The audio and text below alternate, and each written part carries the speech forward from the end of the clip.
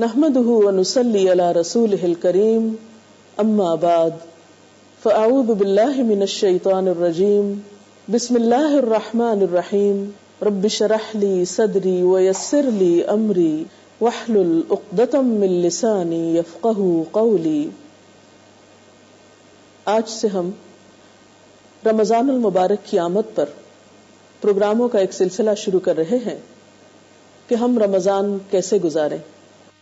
اللہ تعالیٰ کا لاکھ لاکھ شکر ہے کہ ہماری زندگی میں ایک بار پھر برکتوں، رحمتوں اور فضیلتوں سے بھرپور مہینہ آ گیا ہے.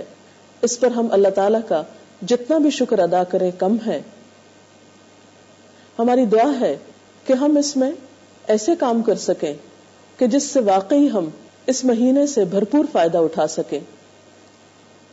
کسی بھی چیز سے انسان بھرپور فائدہ اسی وقت اٹھا سکتا ہے جب انسان اس کی حقیقت کو سمجھتا ہو اور یہ جانتا ہو کہ فائدہ کیسے اٹھایا جائے، کون سے ایسے کام کیے جائیں جو ہمارے لیے مفید ہوں.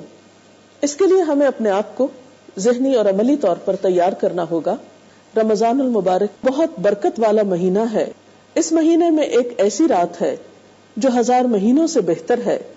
اللہ تعالیٰ نے اس کے روزے فرض کر دیے اور جس شخص نے کسی روزے دار کا روزہ افطار کرایا اس کو روزے دار کے روزے کے برابر ثواب دیا جاتا ہے، بغیر اس کے کہ روزے دار کے اپنے اجر میں کوئی کمی کی جائے. آپ دیکھیے کہ ایک روزہ رکھنا ایک مشکل کام ہے، لیکن اگر انسان کسی دوسرے کو روزہ افطار کرا دیتا ہے تو گویا اس نے ایک اپنا روزہ رکھا اور ایک دوسرے کے روزے کا اجر بھی پا لیا. اور اس میں پریشانی کی یہ بات نہیں کہ شاید اس کا اجر لے لیا تو اس کے لیے کچھ نہ بچا. اللہ تعالیٰ یہ ثواب اس شخص کو بھی دیں گے جو کسی روزے دار کا روزہ ایک کھجور یا ایک گھونٹ پانی پلا کر کھلوا دے گا.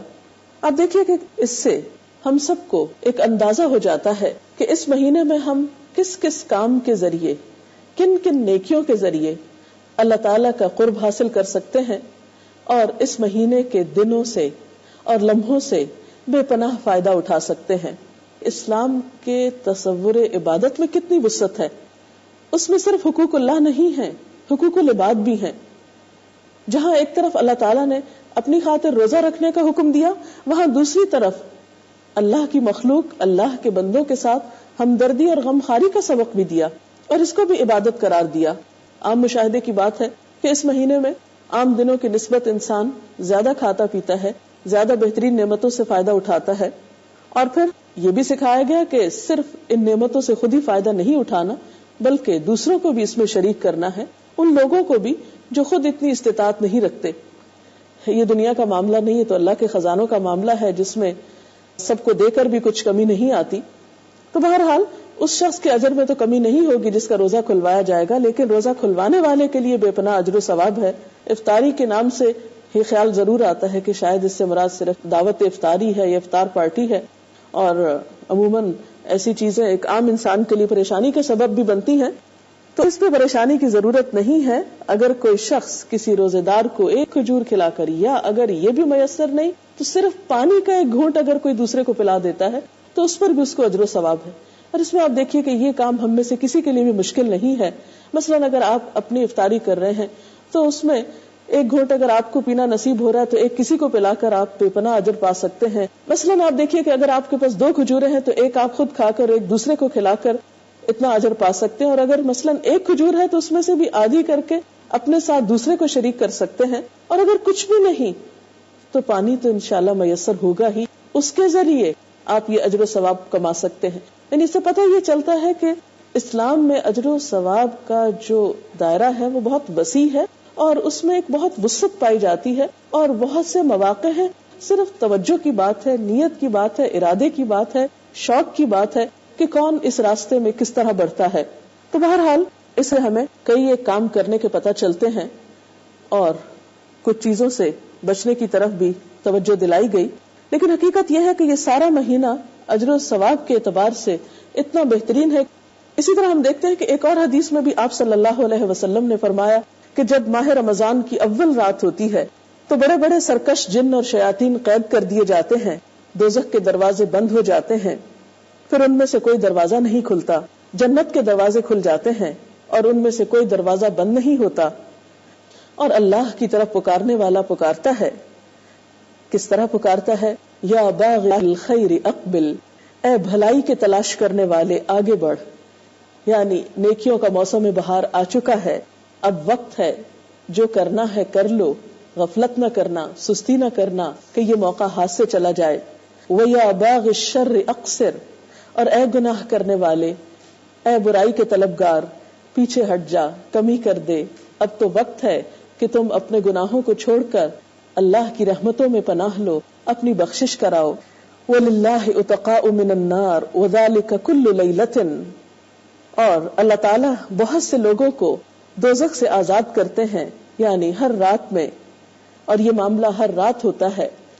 یعنی ان ساری رحمتوں کے باوجود اگر کوئی شخص اس مہینے کی برکت اور رحمت سے فائدہ نہ اٹھا سکے تو پھر وہ خود ہی محروم ہے.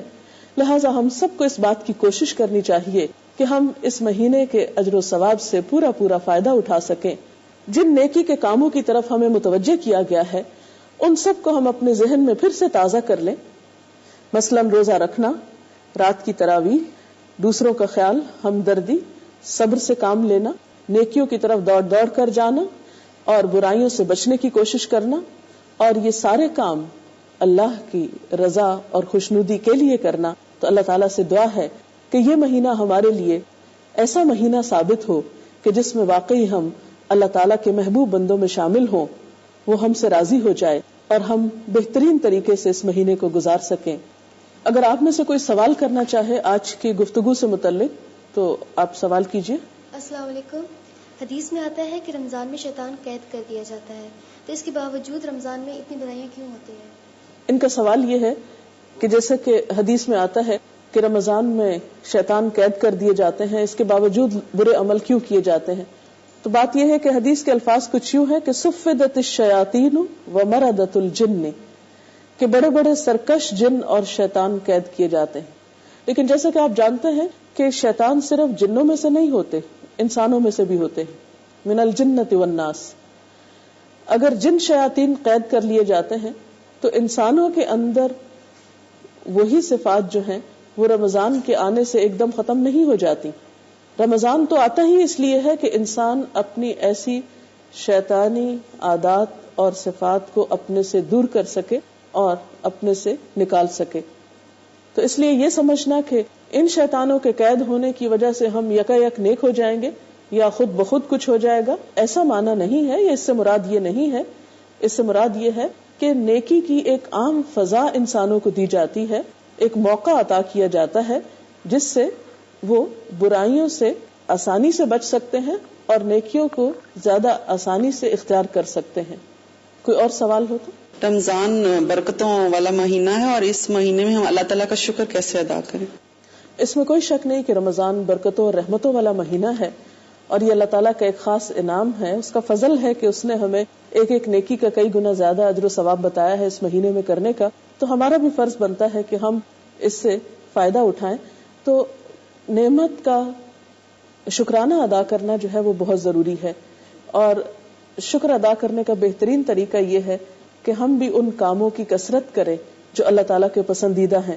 جیسے کہ اس حدیث میں آتا ہے کہ ہر رات ایک پکارنے والا پکارتا ہے کہ یا باغی الخیر اقبل و یا باغی الشر اقصر، کہ اے خیر کے چاہنے والے آگے بڑھو اور اے برائی کے چاہنے والے رک جاؤ. تو یہی شکرانہ ہے کہ ہم اس پکار کو سنیں اور وہ کام کریں جس سے ہماری نیکیوں میں اضافہ ہو اور برائیوں سے ہم بچ سکیں. اس کے ساتھ ہی آج کے پروگرام کا وقت ختم ہو رہا ہے. اجازت چاہتے ہیں. اللہ حافظ.